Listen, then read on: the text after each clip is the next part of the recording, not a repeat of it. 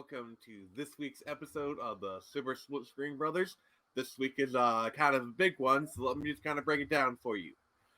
We are expanding the format, so our primary focus is still on video games, but in an effort to have more to talk about, we are also expanding the topics to honestly anything that falls under general nerddom. So we'll also talk about comic books, movies, uh, lots of stuff. I got my Marvel shirt on to kind of talk about that, and also we're adding an additional third split screen brother. So I'm Mario, Jared is Luigi, and then Jay Heat, you are the Wario of the trio. How you doing, brother? Wow. Good to be here. So introduce yourself to them. Just kind of tell everyone what you do, and then also like what kind of interests are you? Like what's your preference for video games, comic books? Just kind of give people an idea of where you stand. Well, Jay Heat, I appear on Comics League and my own show, Jay Heat Blaze, where I talk about like nerddom, I talk about comic books, video games, and maybe a little bit around media trends. But I think with the recent decline we're about to talk about, I think it speaks for itself. Mm. You, So let's just kind of start off with like the usual topics. What you've been playing, playa? And since Jay Heat, since you're the newest full time host, I want you to start.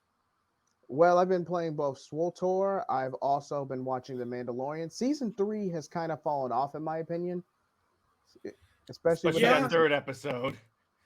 It was yeah. filler. It was filler. Like you gotta understand. Yes, Bo-Katan got some shine. Yes, we got all these side plots tying to the sequel trilogy. But at the end of the day, season 3, episode 3 was a filler episode. You can't hold it to a higher standard of the other two seasons because they were more relevant. They were more story structured, if that makes sense. There's been filler episodes in seasons 1 and 2. Yeah, But but okay, so I don't mind talking about this real quick. It's fine. Um, see that the problem is filler episodes in previous seasons didn't cut to an entirely different show. Mm-hmm. That's the problem. Mandalorian season 3 is you came for Mando, Grogu, and maybe Bo-Katan, except you got it for like the first 5 minutes, and then it was like Dr. Cushing, and then like this lady you didn't care about, and then like they talk about the doctor, and it's like you maybe might get into the doctor story, and then spoiler alert, they kill him off, and it's freaking bullshit. Moff Gideon is once again the main villain, and it is set up for the final battle later in the season. But I don't think he should have gotten like 35 minutes of screen time. You easily could have cut that down to like 15 or 20. No, Moff Gideon didn't even appear. He got a No, mention, but that's I'm it. talking about I'm talking about the scientist. He had no real role other than setting up Moff Gideon for the final battle. Yeah, that's a Mm-hmm. problem. Where like if he was gonna have a role, like if they like for example in Andor, it was like Andor was really Andor and Mon Mothma story, but like they you had all the like yeah, I think Andor is a good comparison for this because like you had all these different storylines that were going on simultaneously, but they were all kind of like going towards the same direction. They were all serving the same purpose. It was the rebellion. They intersected, and that was fine. This, it almost feels like a completely different story, especially since he killed off the guy you focused on in this episode. It just feels rather pointless. I agree. I agree. And yes, there are such thing as one-off characters before, but they have a particular purpose and they don't take up too much screen time. Take Rebels, for example. There was a defector, like I believe in the tail end of season 1. I forget her name, but she does contribute. She does bring something to the plot, and she's killed off in a ship explosion at the very end of that episode. I mean, hell, look at George R. R. Martin. If you read any of his books, the prologue for every book, the POV character gets killed. But the thing is, what happens in that POV is still in service of the larger story. Now, I'm hoping that what's happening here will serve the larger purpose, but so far I don't see that. really Wednesdays we're gonna have to see what happens, because if they do if they pull another stunt like this, it's gonna start feeling like a bait and switch. I'm hoping this is just like a one-off. And yeah, I agree. I agree. Bait and switches can be a problem, especially how it's overly used now by hack writers. But I feel like Bo Katan doesn't overstay her welcome. I feel like she fits better than some Oh, other her story is characters. great. Yeah. But yeah. So we've been talking about this for a while. Jared, what have you been playing? I've been continuing. Oh, let's see. What have I been playing recently? I've been continuing my playthrough of the original Knights of the Old Republic, which is fantastic. I love it. And Dark or light side? light side. Light side. Uh, Light side no with fun. some tendencies to be an a-hole in the dialogue options and to annoy the ever living crap out of Bastila, because that's what I Oh like. my god, doing. that's so much fun. That's the so best fun. part of that game, really, when you think about It's it. just watching her get so flustered. The funny It's just, part like, the is that this best. game only has one real romance option for the male character, but it's so entertaining when you do it. You just want to romance Jennifer Hale, admit it. That's actually a good point. But I've been playing that. I've been watching. Nick and I have been doing our rewatch of Justice League, and I've been watching like a lot of stuff on Netflix, such as like Blood of Zeus, which is kind of a Greek gods like anime. It's super dope. And in terms of comics, I've been reading. I've been doing a lot of Batman, and currently I'm working my way through Batman War Games, which is super dope, and I love it. Okay, how far have you gotten in that story? I'm about, I'd say, a quarter through, I think. Because Stephanie Brown plays a role as Robin, and it leads to a major screw up. Yeah. No, that's the beginning of War Games. That's the catalyst. Mm-hmm. Oh, There's that, and then I'm reading through the Birth of Venom, because currently Venom is my favorite Marvel character. So there you go. that was Ironically, considering I need to get a hot toy of Venom eventually. Have you read any of the anti-Venom stuff? No, the Venoms I have read are Lethal Protector, obviously, and the Donny Cates run, which I just have a video that just went live on my channel about that. Seriously, if you're not a Venom fan, read the Donny Cates run. It will make you a fan, where he goes from a villain to a king. Yeah, king of the symbiotes. Yeah, the king in black, some would say. But oh, there's a red one. Yeah, Sorry. exactly. But that's pretty much what I've been messing around with in terms of geek stuff. Mm-hmm. So for me, let's see. I got Spider-Man for PC, Spider-Man Remastered. It was on sale, and I've been having a blast.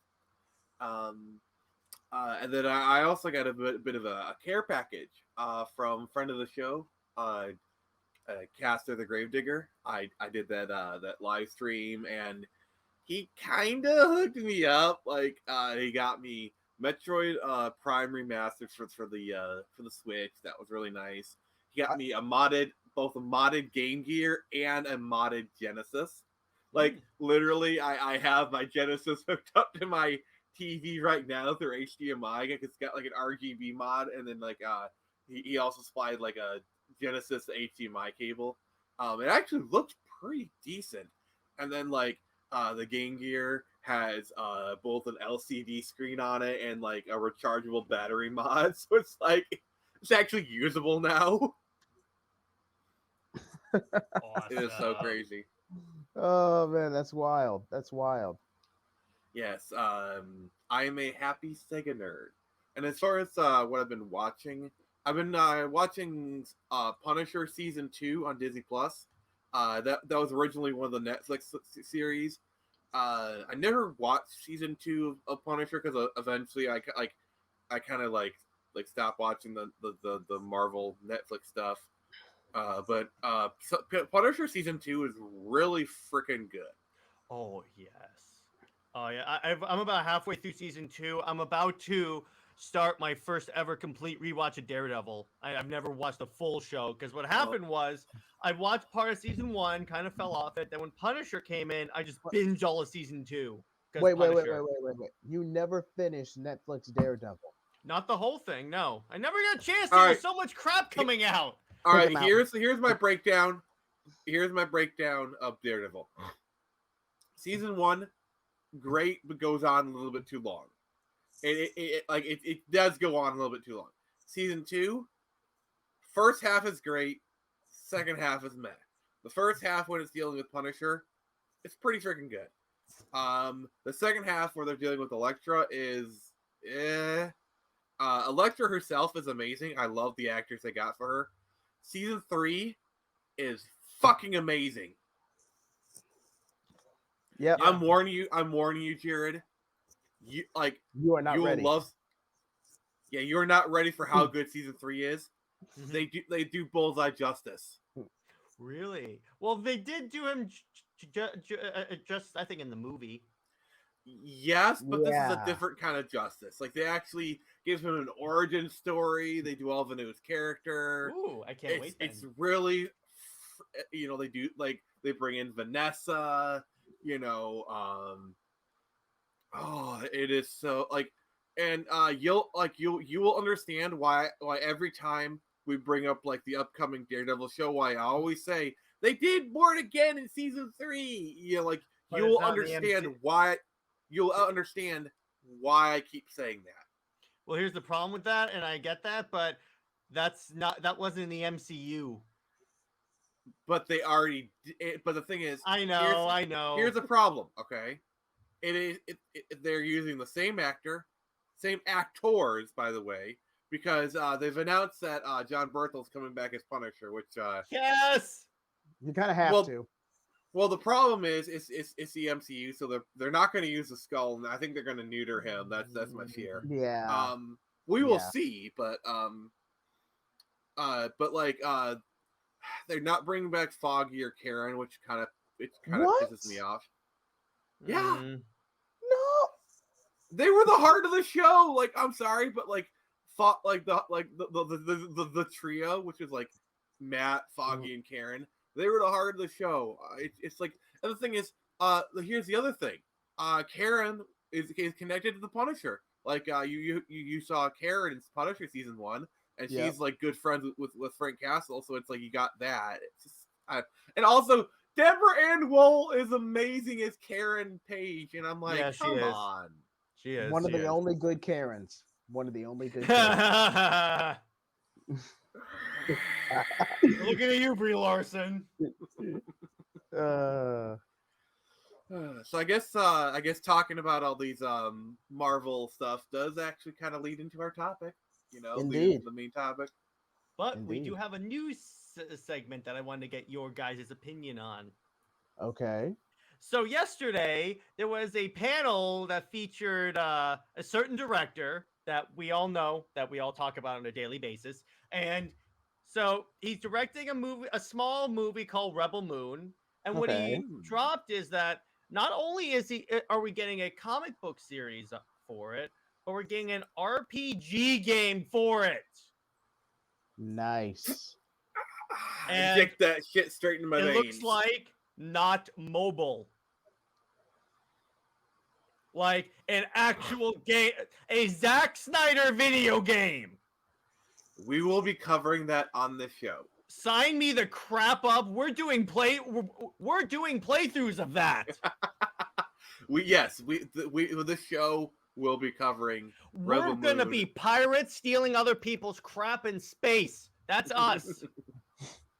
Even if the game does not allow us to be space pirates, we will be space pirates. But your thoughts on that? Because that's interesting. How not only now does he also is also getting an animated prequel. So Rebel Moon is like. So here's my reaction. Yes. Yeah. Well, first off, Zack Snyder comic book too. Just want to add that on there. He touched upon some certain Snyder also stuff. Can we touch upon okay, we need to talk about the other big thing is SnyderCon and the fact that there are heavy heavy hints that he's going to be making a Snyder Cut related announcement. Maybe. That's a maybe. Well, let me this way. He did say some special. He's trying to get some special guests. So if he gets anyone in the Justice League to show up, I think he's gonna announce something. Because after all, that's what he did with the Snyder Cut. He did say that so far DC has not approached him about a comic book, but so we'll see what happens with that. He said about a comic book. Yeah. So I don't know. We'll see. Here are my thoughts on it. Okay, so he did a teaser that said Darkseid is coming, and it was voiced by Ray Porter, the voice of Darkseid. Also, that in of itself is pretty big. And Ray Fisher, Cyborg. That too, that just adds to the pile. But also the fact that he's doing a watch through of his movies, and for the first time ever, the Snyder Cut is going to be officially in theaters, that's a big freaking deal. In IMAX, and I'm like, God damn it! I wish I could go to this. Wait, is this like a special screening? I will say though, it's a special screening. I will say though, he did say that you can get signed posters even if you don't show up. So I'm ordering signed posters and a trilogy T-shirt designed by Jim Lee. I'm getting that. My credit card is gonna hate me, but I am gonna stock up on that stuff. He had to get special permission from Warner Brothers to do these screenings, so it's the signs are there. And if nothing happens, or he does announce something, I'm actually gonna feel kind of pissed. Well, see, here's the thing about it. I've made peace. Well, I'm bracing myself for disappointment because it's happened too many times. Let me put it this way: if he announces something fantastic, we are going to be over the moon. Let me put it this way: the time he will be doing it is during the panel for Justice League, which is on a Sunday. So we'll be streaming. So it's not like we have to wait until I finish work because I'm. Are we going to be live streaming our reaction to that panel? We can. We'll do it on your channel because we'll do it on my channel because that's kind of my thing. And if it happens, I already have Mundo clips lined up for Celebration. And suck it, what Warner I'm Brothers. What I'm gonna do is the video for that Monday is gonna be us going, "Oh, it's happening!" That's what it's gonna be. It's gonna be us. It's gonna be our reaction to that. I'm gonna clip out that part of the live stream. I'm sorry, but I have a feeling that that Sunday you'll have more clips for your intro of us just going ape shit, like dude, we just start hearing the music and or Henry Cavill pops on and just I can just imagine that will be a clip you put in your intro. Yeah. Again, brace yourself in case nothing happens, because he did explain the full circle thing is about okay, so he started at that school where they're showing the things, he's returning to that school, so it's not necessarily what we think it is, but again, the signs are there. It could be double entendre. Yeah, and the signs are there that he's at least cooperating with Warner Brothers, so something could happen. That's all we're gonna say. So something could happen, but don't go in there saying it's definitely gonna happen. So, and if we're gonna be realistic here, I don't think he's gonna get multiple movies. I think he might get one, maybe two Justice Leagues. I would say one to wrap it up. Maybe they'll be okay, you can shoot two movies at once and split it into two. If you want to do Justice League Part 1 and 2, or miniseries and just put season 1 is just JL1 and season 2 is JL2, and then you're done. Whatever it's gonna be a one shot, one shoot. Mm-hmm. They could do a mega shoot and split it into two parts. That is very possible. But he won't get multiple shoots. No. Mm-hmm. And what they could do for the other movies that we're not getting, they could always do comic books for that.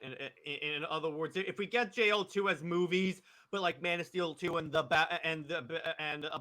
Batfleck movie as comics, I'll take that as a compromise. What if an animated project? What if it's a Batfleck comic written by Zack Snyder and Ben Affleck? No, it's got to be written by Affleck because he wrote the script. How about this? a Batfleck comic starring by Zack Snyder, Scott Snyder, and Ben Affleck. So you can say There, Snyder, Affleck. you do realize there's such a thing as too much awesome, right? No, there isn't, Nick. No, there isn't. And how dare you say that, honestly? On your own show, you just embarrassed yourself. Wow, too much awesome. I've never heard of that. I have dishonored my family, and By that logic, the Snyder Cut should not be 4 hours. I'm not going to touch that. Thank you. And by the way, that's what she said.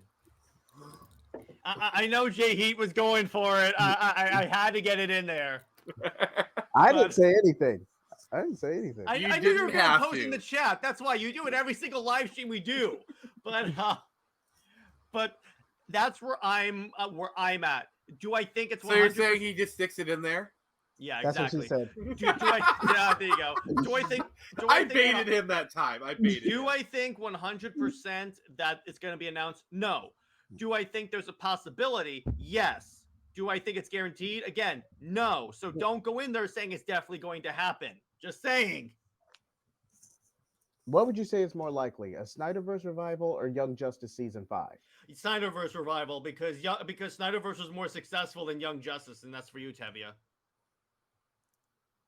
Boo. That's a horrible joke, Nick. I figured it wouldn't be appropriate to say on stream. Yeah, it's not. But yeah, I'm sorry. It's demonstrable that the Snyderverse was more popular than Young Justice. Wait, are you saying it's a bad? Wait, you're saying it's a bad thing that the Snyderverse is more popular than Young Justice? No, I'm saying it's demonstrable, as in the data is there to indicate that the Snyderverse is more popular than Young Justice. So that's why that's more likely. Mm-hmm. It's more of a guarantee that you'll get that you'll profit from it. And Tevia is going to give me heat for saying this, but I think Young Justice fell off from season 3. I think the whole revival was just a poor project. I think the problem with Young Justice is they treat it like it's still a network TV show, and they give it like 20 freaking episodes, and but the writers are in the mindset that it's a streaming show. So they're writing it like a streaming show, but production-wise, it's treated like a network show. So it's like you got this so freaking long story, but it's played out over like 26 episodes. They break it into 2 parts, and it's so long in the tooth. You know, I honestly think Young Justice seasons should have been 13, 15 episodes. I agree. Also add on to the fact that they also have arcs that go on for like half the season that have no influence on the season. Hence the term filler. If you have 5 filler episodes in your production schedule, The Flash, then you got a problem. I mean, it's one thing. Like, if you go back and look at Young Justice season 1 and 2, like, they had filler episodes, but they were standalone. They were like standalone one-offs or whatever. And a lot of the episodes were that way, and that was fine. You know, that was network television. You know, you had those, but they weren't like trying to talk. Like, you weren't having like 12 episodes where Beast Boy was sad. You know, it was just like, we have this silly idea for a concept episode. Let's do that. You know, or like an entire Atlantis arc that went nowhere. Now, it would be one thing if if the new show was not telling like overall stories and each arc was like a standalone story. That would be one thing. Like, you want to talk about a filler episode for Young Justice? Remember that one episode where Kid Flash had to deliver the organ while everyone else was like fighting the big bad? I mean, that's a classic story where it's like, but yeah, that's a perfect example of a standalone filler episode that's perfectly fine. You know, it's telling a story in the episode. It's not trying to tie in stuff, and that's fine. That's good filler. That is good filler. Arguably one of the best in the series, because you got the debut of Perdita. I forget her last name, but that was a great filler episode. I have no qualms with it. I just feel like these are season 4 especially. These arcs were standalone, but they converged together with Connor being stuck in the Phantom Zone, where you could just told a separate arc in its entirety. Mm-hmm. I just feel like it could have been structured a lot better. And let us get to freaking Darkseid. I get we had Apocalypse War a few years ago, but come on, the main tooth and nail is Darkseid. Get to the point. You teased it. I think the problem they have is that Daniel Savage was supposed to play a big part of this, and Miguel Ferrer, who voiced Darkseid, who also was the voice of Deathstroke in Camu, just wanted to note that he passed away. So you can't really use Vandal Savage in Young Justice, and he was like, because remember, like they had that shot of him shaking Darkseid's hand, Yeah. and I think Vandal Savage was in control of Warworld, so it's like you kind of throw a monkey wrench into all those plans you had. No, Definitely. still, you tease Darkseid. No, by the way, here is the biggest sin of Young Justice. People are saying that they didn't resolve the plots. They left us on a cliffhanger. The writers knew there was a good chance that they wouldn't get another season after this one. They still kept the cliffhanger. Yeah. Ugh. But anyway, but that's kind of where I wanted to. That's kind of what I wanted to bring up because it's a little bit more in like. I need to ask. Yeah. In season 4, did they finally revive Wally? Because they've been teasing that. No. They have been teasing Wally's return for like seasons, and it's kind of getting annoying at this point. They're probably saving that for the Crisis adaptation. Wait, he comes back for the Heroes in Crisis adaptation. No, I said Infinite Nick, Crisis.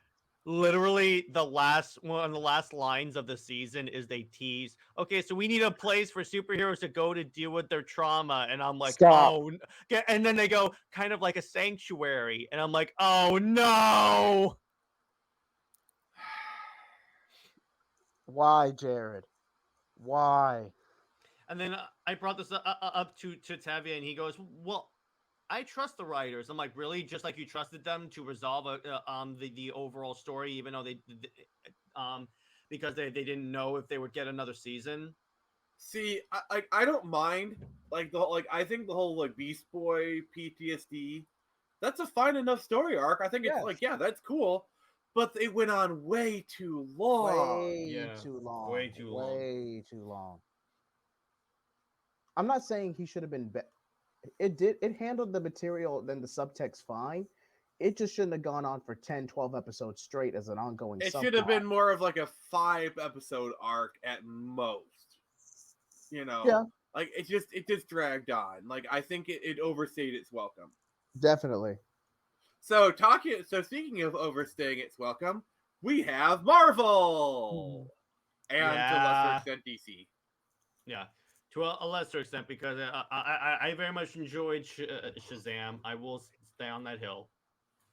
I mean, yes, Shazam's probably a good film, but you can't deny its poor box office.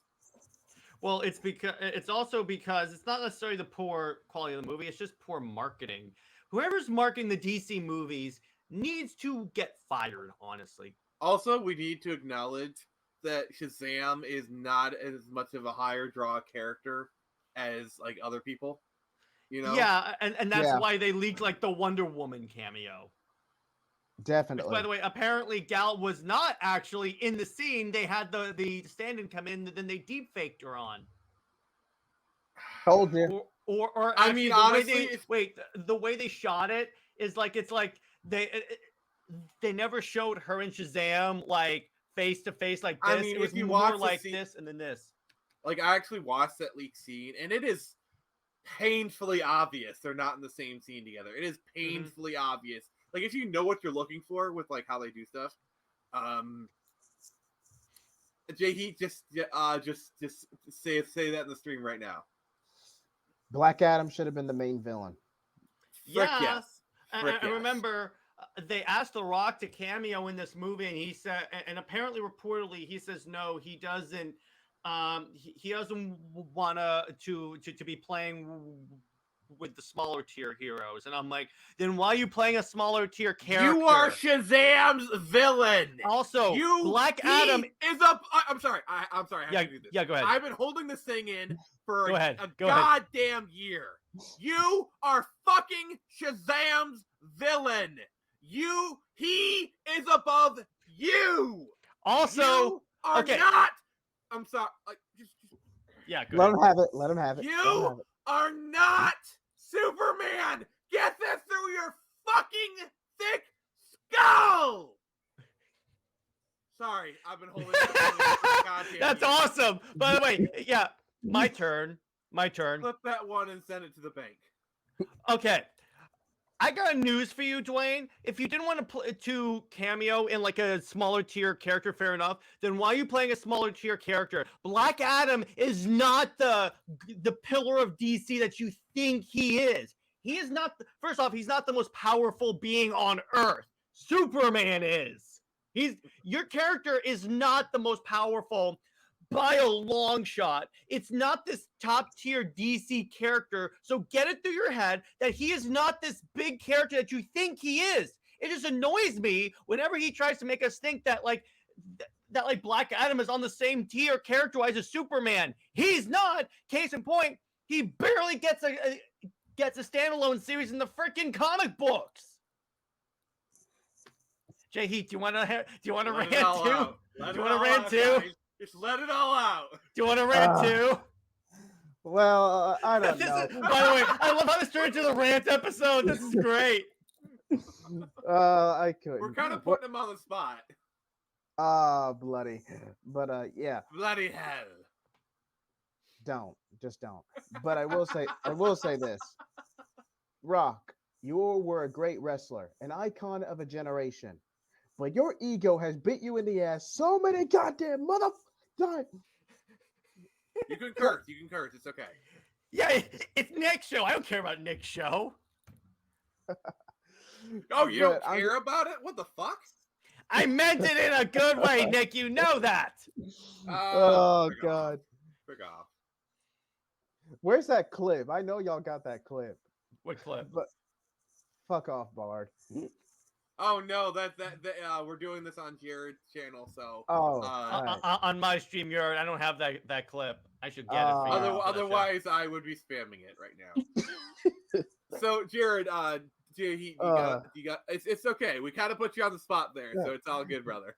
But yeah, I'm just gonna say that Black Adam is badass, but he ain't it. And I just keep thinking of Dark Crisis. They literally tried to promote Black Adam in Dark Crisis, and I'm like, it was cool though, where he pushed Psycho Pirate's mask through his head. I'll give you that. And World War III is incredible. Don't get me wrong. Okay, Black Adam is a cool character, and to be clear, Black Adam is actually a pretty decent movie. But you are not. Let me put it this way: the best thing that could have happened to Black Adam would be for him to cameo in Shazam. Honestly, let's be like, can we all be honest? The best part about Black Adam was the Justice Society, not Black Adam itself.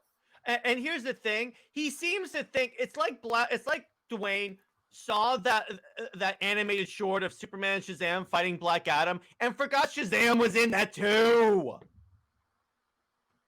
Yeah. No, but you know what it was? Dwayne "The Rock" Johnson actually wants to play Superman. He can't, so he was like, "What's the closest thing to Superman that I can play? Black Adam." And guess what? I can try to make people think he's this pillar of DC. He's not. And honestly, the even his own movie didn't really do a good job of that. Mm-hmm. It could have been his Iron Man. It could have promoted the character to more of a cultural zeitgeist. Funny you should mention Iron Man. They actually ripped off the jet scene from Iron Man 1. But it wasn't in the movie. That's the other thing too. It wasn't. Are you freaking kidding me? It wasn't in the movie, dude. It was in the trailer. Oh dear God, I forgot about that. Oh, also, so here's my other thing. I know we're ranting about Black Adam now, but screw it. But my other. We're talking about superhero fatigue and comic book movies anyway, and this is Shazam related anyway, so I think the story does not allow it. The story contradicts itself because okay. So the Justice Society come to take out Black Adam because he starts killing people, correct? Mm-hmm. Correct. Then why does Dr. Fate say, surrender or we will kill you? He literally says, surrender or die. And I'm like, dude. Did they say they're trying to take him alive or whatever? Yeah. And throughout the movie, Hawkman himself says there are heroes and villains, and heroes don't kill. Well, I do. Okay, when we get back to the ship, you and I are having a talk. Yeah, you and me. That was the best. I need that clip. I'm getting that clip, you and me, because that is so gonna be a thing. I'm sorry. It's like like I'm sorry, the entire Justice League was insanely likable. Like they weren't Just written Society, the you mean? best. The Justice Society, like they weren't Oh. written the best, but like gosh darn it, those actors were so likable in Great their chemistry. roles. By Great the way, chemistry. there was Yeah. a fantastic post-credit scene for Shazam that was actually really funny. I can tell you it off air if you don't want me to spoil it. I said my Yeah. piece in the private chat. So yeah, like so not only it's the Shazam underperforming, but you're starting to see this with with a Marvel stuff and also a lot of Disney Plus stuff. Like for example, they've recently announced that Willow is not getting a second season, and I'm sorry, I don't care that the creator is like this whole article that was like just huffing copium. They release the actors from their contracts. You are not getting a season 2. Should have done that with the Batwoman writers, but that's a separate conversation. Yeah, we wouldn't have gotten Gotham Knights. Black Death. You see, Black Death in the Flash. I disagree with the whole concept of superhero movie fatigue and comic book movie fatigue. There's not fatigue. There's just annoyance with bad writers because you can't deny that the writing quality has dipped significantly in recent years. Here's my it's not really okay. It's not a counter argument. It's actually a support argument for what Jared said. Spider-Man: No Way Home. Yeah, like that film made $1 billion. It easily made a frick ton of money. Granted, a lot of that it was like nostalgia pandering, but here's the thing: it gave people what they wanted. They wanted Toby back. They wanted Andrew back, and it wasn't just like a one-off cameo. Like literally, the last third of the movie was them doing. You got the talking about stuff. You got some updates on the characters, and it was great. Or speaking of comic book movies, how about Zack Snyder's freaking Justice League? Well, that movie would do a lot better if Warner Brothers would actually embrace and Which- support it. But Ben Affleck himself has said it's his, Ben Affleck's, highest rated movie on IMDb. Ben Affleck, and he's been in some Oscar-winning, critically acclaimed movies. Except Daredevil 03, but that's a separate conversation. Director's cut. yes, Watch the I director's will cut. argue- It's significantly better.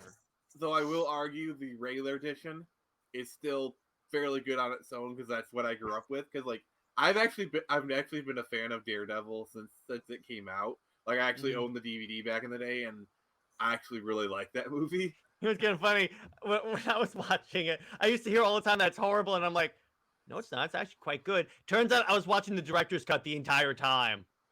Even the regular version has its merits. It's a very of its time movie. Heck, the soundtrack is literally some of the greatest alt rock bands of the 2000s. Hell, Evanescence literally would not be anywhere they are without that movie because Thank you. the thing that really got Evanescence a boost was the fact that Bring Me to Life was featured in that movie. Yeah, Actually, technically, Evanescence has 2 songs in that movie because the funeral scene is set to My Immortal. Yep. All right, I'm going to say this right now. Fantastic Four 2005, the first one, is legitimately a good movie, and I'm sick of pretending it isn't. Okay, yeah. It's okay. Let me put it this way. It is a compared to great Fan Four movie. Stick, I think they really nailed the family aspect of Marvel's first family. I will say it's way better than Fan 4 Stick. Jared, Why did you say that name? Jared, if you don't get that crap out of your fucking mouth. I'm sorry, on my channel, Fan 4 Stick it gets you this. It gets you the Kryptonite Rod. Or Matrix Resurrections or anything. but anyway, but my point still stands. It's just bad writing ultimately because we keep having fluff off. we keep having way too many examples of comic book movies and superhero movies doing The Boys. The Boys has its merits. I'm not saying it's a perfect show, but it does have some positive stuff. They kind of make fun of everybody. I will give credit to The Boys. They actually do make fun of a lot of the like crappy, like for example, like Maeve's storyline and like the commodification of gay people in Hollywood. Maeve's inclusive kingdom. Or just like Maeve's Pride Bar, or like the way they kind of handled when she came out, and like, oh, so there has to be a feminine lesbian, and there has to be a masculine lesbian. And the way, so they released like a memorial thing, and they actually call her the gay icon. Yeah, and I will say, I will say for season 2. My favorite scene is girls do get it done. Like that is the like when they're watching it and they're like, "Good God!" Like I'm sorry, but that is such a cathartic moment because like they turn like kind of like the chintzy like girl power kind of stuff that Hollywood really just like the surface level stuff, and they actually turned it into an earned moment. Like, and I loved in that, and I think it was it was in the next season. They make fun of the release the Bork cut. That was so. Is it weird that I actually want to see that movie though? Dawn of the Seven is literally. And wait. In the previous season, they go, these Joss rewrites are actually bringing the movie together. I mean, let's be honest. Borg is pretty much Joss Whedon. Can we all agree on that? Yeah, based upon the ideas he had. Yeah. You know, like it's. It was such a but anyway, that just backs up my point. The show's written well. That's why people like it, even though that show is like intense as hell. But it has its pretty moments. You know, and I do think they go a little bit too overboard. But let's be honest, that's kind of the name of the game with that show. The show is supposed to be like really overboard and over the top, so I tend to excuse it, give it a little leeway.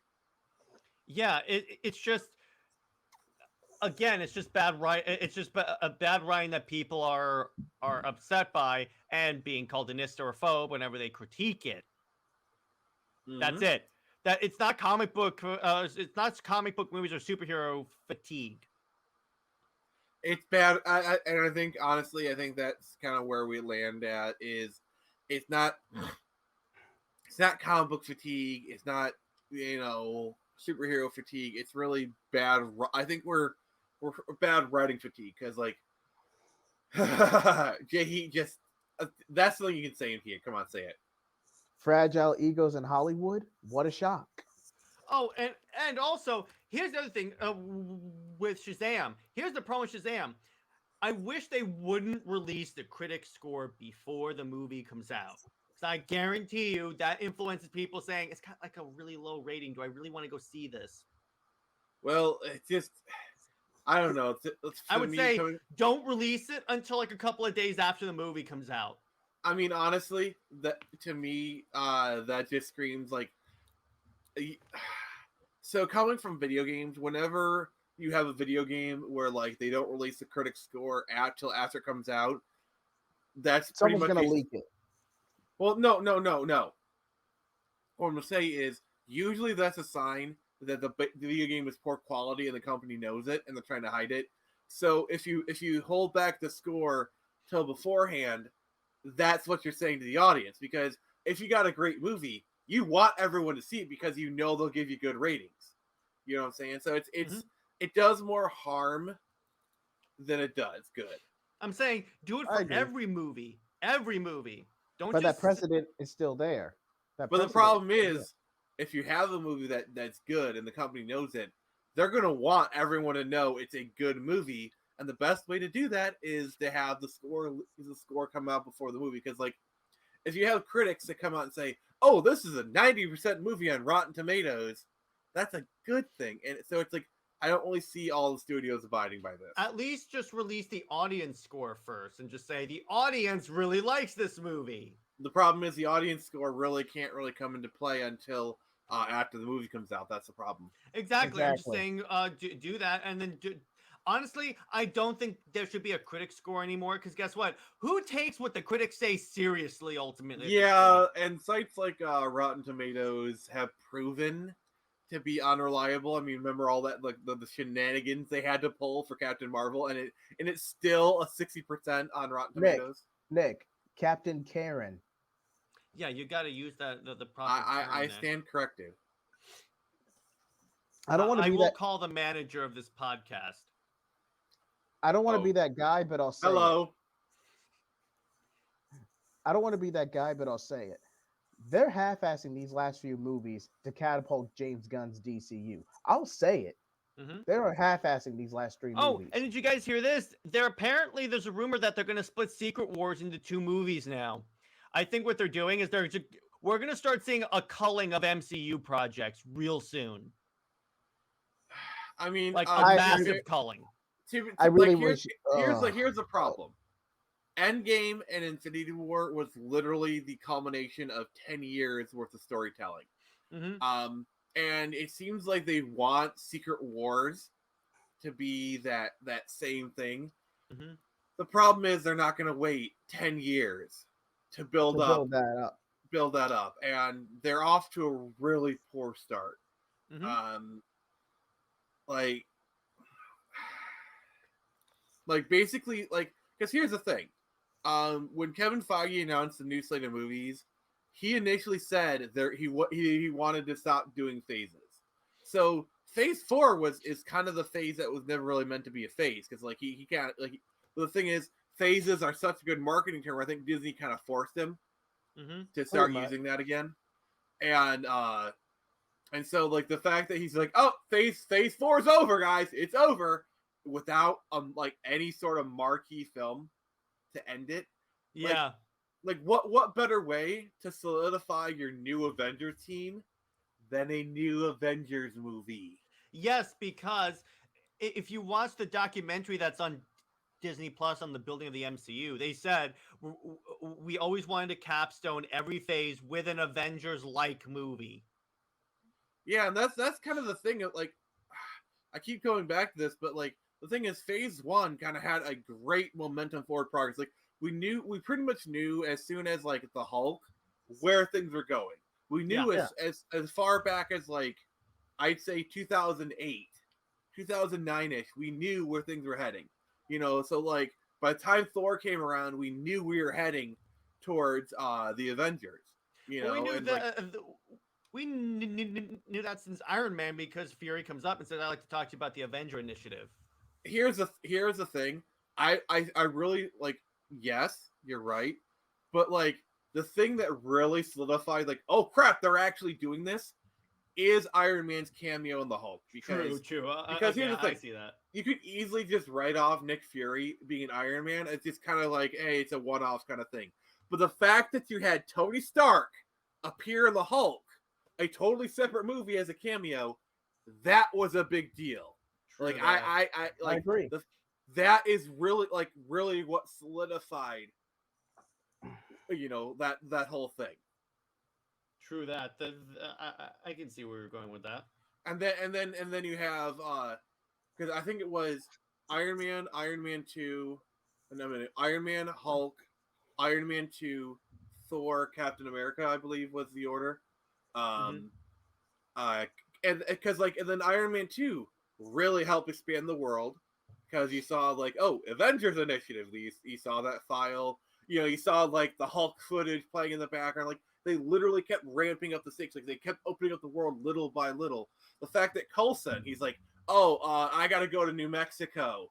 Like Iron Man 2 was like the first time you saw a cameo, like a post. Like I say, Iron Man 2 was really the first true MCU post credit scene where he's like, oh, I'm going to New Mexico. It's like, oh, sorry, we found it. And it pans, and you see Thor's hammer. It's like, oh crap, they're doing Thor next. It's like, it's to get like those post credit scenes were very important, because they literally got you excited for the next movie.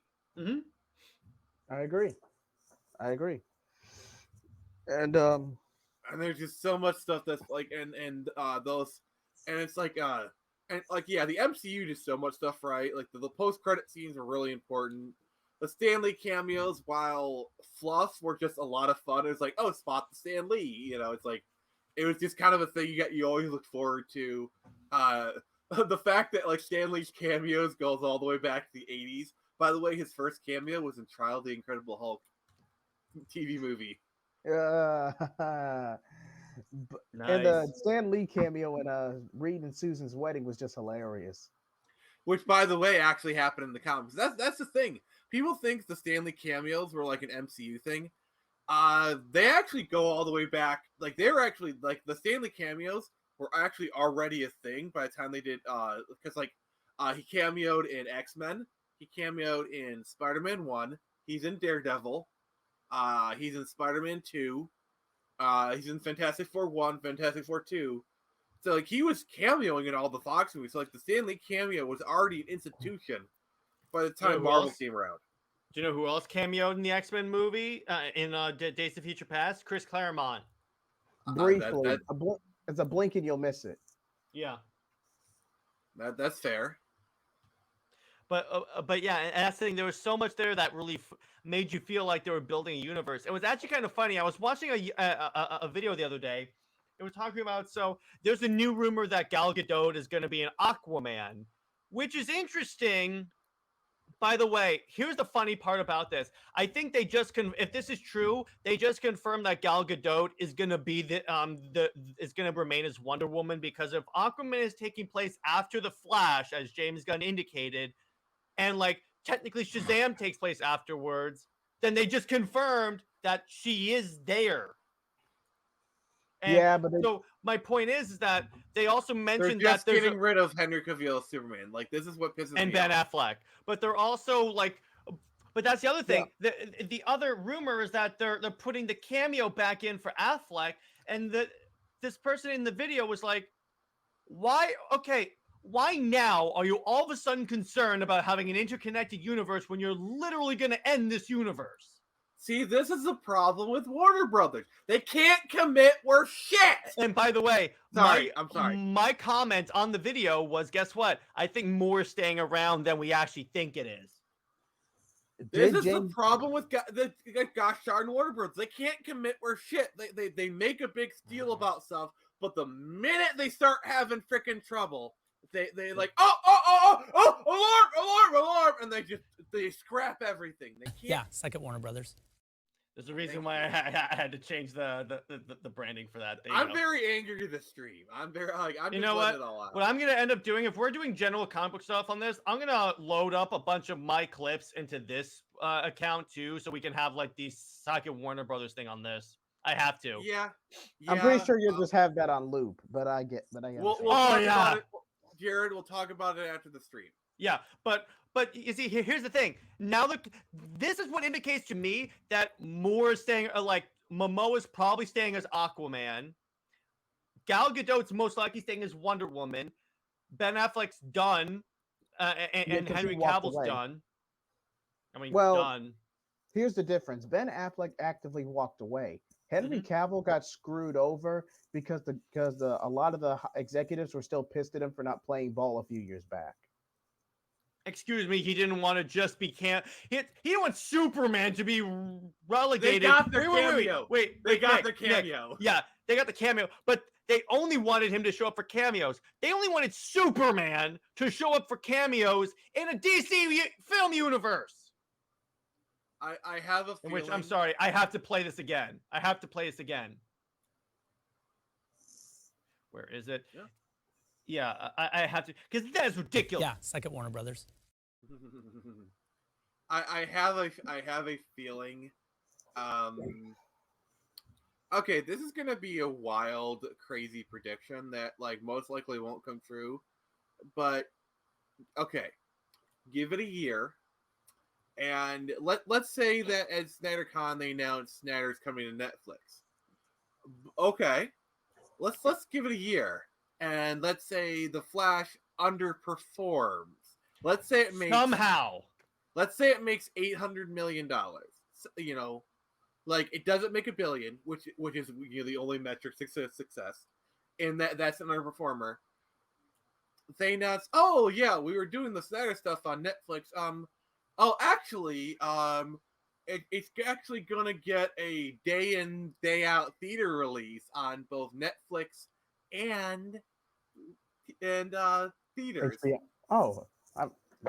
They suddenly announced that the Snyder Cut 2 is getting a theatrical release, and like So, by the way, Superman Legacy, Henry Cavill's gonna be in it, and they start to reveal like, this is actually, by the way, honestly, Nick, this movie has a new title. It is Let him now finish. Man of Man of Steel Steel 2 no, it's Man Legacy. Tomorrow. But Man of by Steel the 2 way, Legacy. my prediction is that at some point they're gonna start reversing a lot of this decision. It's like, I guarantee you, like, let's say the Flash and Aquaman really perform well. I think the shareholders could go to David Zaslav and say, "Don't get rid of this universe. Are you an idiot?" Or, here's the thing: if Aquaman and the Flash vastly underperform, I think Aquaman has a chance that there's a scenario where Aquaman makes $600 million I can see that. because Amber Turd. I don't think that'll be as big of a factor as any of us want it to be. Like, It's not, because most people it didn't like track that. I think it might. I think it's like a hit. Like, and honestly, it's so far removed from it. I think most people moved on from it. They've forgotten about it. And plus they're already making moves. Like, she's gonna be in there for like 20 minutes max. We already know that. We already know the maximum amount of scenes she has is 20 minutes. We already know that. So she's not in the movie as much. So yeah. Honestly, I wouldn't be surprised if it's like 5 or 10 minutes. Like, he gets like one scene. I agree. Which, okay, that's fine. And then so slowly they go, hey, Arthur, to save her life, we're gonna have to give her facial reconstruction surgery. Or like, if it were me, I'd be like, I'd do a bedpan joke. Sure you would. And then here's the audience, Nick.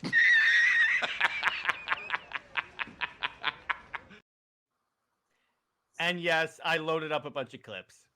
If it were me, I would actually do a separate scene where like Arthur's out in the hall and he says to the nurse, "Oh yes, don't forget to change your bedpan." I could see that, but yeah, exactly. But again, my prediction is that at the end of this year, we're going to see a lot of decisions being walked back. Yeah, like Marvel is not looking good. I mean, in terms of DC. Oh yes, I do think we'll see some stuff cut back. I don't think the Superman movie is going to go over as well as James Gunn thinks it's going to be, because Henry Cavill is going to cast a long shadow. The fact that you brought him back, you made all this hype, just makes it even worse. Well, even if it wasn't his decision, you saw that Warner Brothers announced that you should have just gone with. Yeah, kind of. That's a good point. Jay Heat. That is a really weird point, but a good point.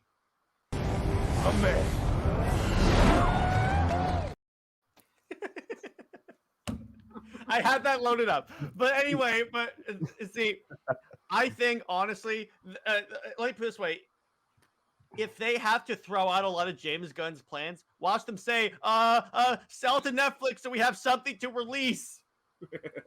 While we reformulate the plans. All right, suck it, Warner Brothers. Yeah, might as well.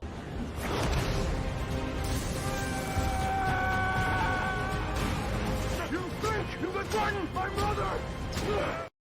And that is a live. Wait. That is a live feed of Henry Cavill returning as Superman.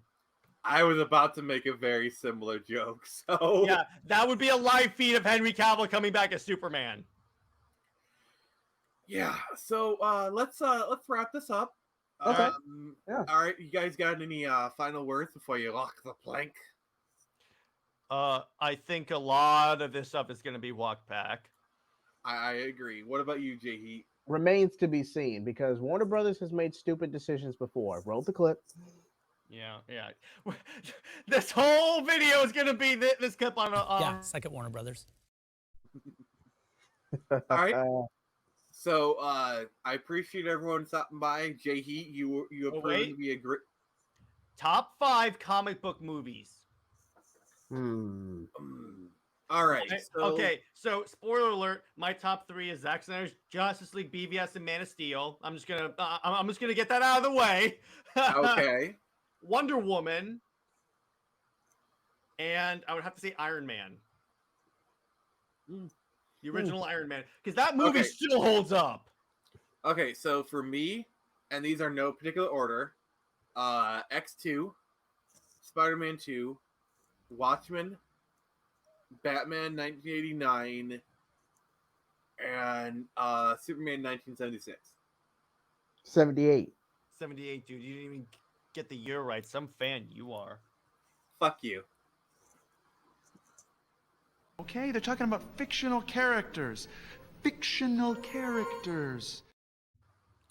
And if there's any other ones you want, when we log off, We'll talk. We'll talk. But J Heat. Okay, no particular order. Spider-Man 2, X2, number 3 would be, I want to say Captain America. Number 4 is, God, I got to think about this one. Number 4 would definitely be Avengers and Infinity War, number 5. I just like Infinity War better than Endgame. I mean, that's a pretty accepted fact. So you're not alone there. Yeah, because Endgame is pretty much just like Easter egg, Easter egg, Easter egg, Easter egg, Easter egg. See, okay, so Infinity War you can watch on its own, and it's still a really great movie. Endgame literally requires you to watch 10 years worth of movies. Mm-hmm. That's kind of the problem between the two. I mean, yeah, Endgame is great as a capstone to the Infinity Saga. It's great, but Infinity War is objectively the better movie. Mm-hmm. I agree. Exactly. That's true. But I gotta say the Endgame has like some really great moments. Like Cap using the hammer was great, and also like the portals opening is like Avengers. He finally said it. Tremble. He finally said it. I know. I was like, please say it. Please say He it. said Please it. say it. He said it. He did the thing. He did the thing.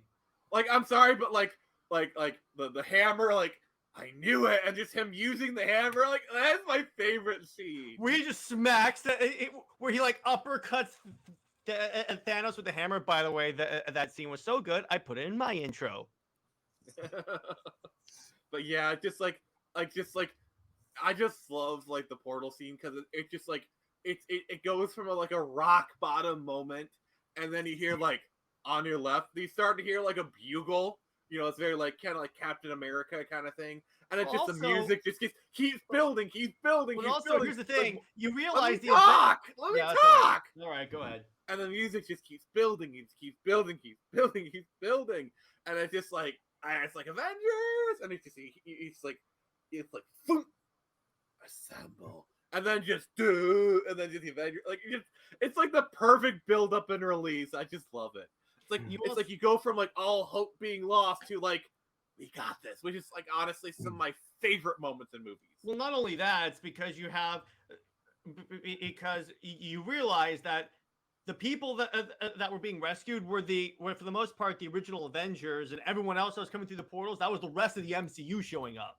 And also, it's just really great. Like you see the people who got snapped, and like you see T'Challa walk through, like which that hits harder now when he comes through that portal now. Also, probably one of my favorite Black Panther moments is like he says like Clint, give me the hammer, give me the gauntlet. Because remember when they met in Civil War, it's like my name's Clint, I don't care. Like there's a lot of payoff. Like the thing that's great about Endgame is there's a lot of payoffs for stuff. Like a lot of the stuff that we wanted to see, there's like it just pays off everything. Mm-hmm. And I'm sorry, but like the fact that Tony Stark was like, and I am Iron Man was like the perfect capstone. It began and ended with the same words. And I just like, there's so much like Endgame is like the perfect example of while you need to watch 10 movies, if you've watched the 10 movies, it is an extremely satisfying movie. Yeah, exactly. I agree. And Arrowverse tried to do something similar with Green Arrow, but it just didn't have the same impact. I mean, the Arrowverse, Mist? Is that what you're No. telling me? See, the problem if you're talking about Crisis on Infinite Earths, the problem with that is they were more concerned with like the cameos, like bringing back all these people, which it was cool, you know, like we got to see Brandon Routh as Superman again. They brought back like Knox from Batman '89, like Kevin Conroy, rest in peace, as you know, like, but like they were more concerned with like the outside cameos than like I'd say Elseworlds. The Elseworlds like stuff from before actually was better at paying stuff off. Like they brought back the arrow trap thing because like you know like they actually switched it around and have a bit Oliver get shot by the arrows because like you know call back the team up. You know, I like that. That was a great moment. I love that scene because like we all like what I love about the scene is like everyone knows what's coming. Like even the characters from the show know what's coming. It's like because like Barry Oliver calls it out, but he still does it anyway. Like they all know what's happening. It's just like great. I waited 5 years for that. Also, the fact that they shot that scene at the Smallville farm just makes me so happy. Sorry. And again, when they go through the portal in like even like the Elseworlds one, and they start playing "Somebody Save Me." Yeah, because I'm a big Smallville fan. Wait, and Jay, you didn't beat me to the mark. 5 minutes ago, I said, I mean, the Arrowverse missed. By the way, if I ever am visiting Vancouver, I am going to the Smallville farm. Oh, you have to. And I'm going to have to take a short of you going, "Somebody save me." Yeah. Like just imagine I just send you pictures of me at the Smallville farm. You're gonna be so jealous. Well, if you got the Snyderverse Smallville farm, yeah, then I will be jealous. No, the Smallville farm. Oh, I mean the cheap impression? No, the Snyderverse is a cheap impression. The Snyderverse is anything but cheap. But no, but when it comes to the Smallville farm, yes, it's a cheap impression. All right, your show, you're allowed to be right on your show, but on my show, you will infinitely be wrong. You're goddamn right. All right, I just need to say this. It's cool that you're showing your clips, but going forward, we're going to need to have my own clips. Yeah, exactly. You need to make some, send them to me, and I'll do it, and I'll put them in here. All right. I have some ideas. Oh, no. Nick has ideas. Oh no! Oh no! But all right, so you want to wrap us up, boss? Yep, we've already done the final thought. So I'm just gonna say thank you everyone for coming by. Jay Heat, you're awesome. You are a great addition to the show. We look forward to seeing you more. Where can we find you guys? Jared, where can we find you? Find me at Comics League JT on Twitter, Comics League on YouTube, where I just put up a video about Donny Cates' Venom run. I'm gonna start doing a little more like run analysis of comics because I figured that'd be a good conversation starter. And then Jay Heat, where can we find you? Well, of course you can find me on Twitter. Oh no, Jay Heat, stop. Sorry, Jared wasn't done.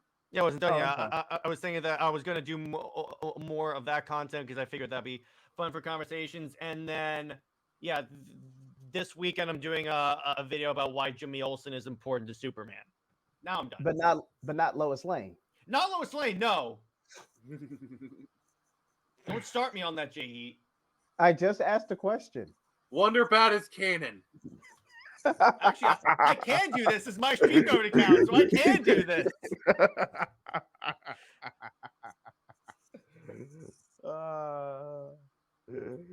Boy, am I glad this is my StreamYard account. Jay Heat, where can we find you?